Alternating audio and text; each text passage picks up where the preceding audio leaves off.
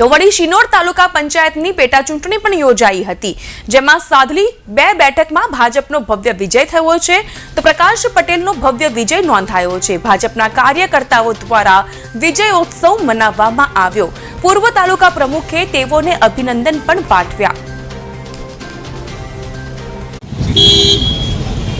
સાદલી અને મોજરોલ સીટની પેટા ચૂંટણીમાં આજરોજ ભારતીય જનતા પાર્ટીને જે રીતે વિજય મળ્યો છે અને અમારા નવનિયુક્ત ભારતીય જનતા પાર્ટીના પ્રમુખ માનનીય સંકેતભાઈની આગેવાનીમાં આ પ્રથમ ચૂંટણી હતી અને આ સીટ પર ભારતીય જનતા પાર્ટીનો જે જ્વલંત વિજય થયો છે એના માટે હું સમગ્ર મોજરોલ ગામનો તથા સાદલીની જનતાનો અને સમગ્ર તાલુકાની ભારતીય જનતા પાર્ટીના આગેવાન કાર્યકર્તાઓનો તથા પ્રજાનો ખૂબ ખૂબ આભાર વ્યક્ત કરું છું અને આવનારા દિવસોમાં શિનોર તાલુકામાં ભારતીય જનતા પાર્ટી કદી પાછી પડે નહીં એવી પ્રજાને પણ ખાતરી આપું છું અને તાલુકાની જનતાનો પણ ખૂબ ખૂબ આભાર માની વિરમું છું। તે માત્ર ભારત માતા કી જય।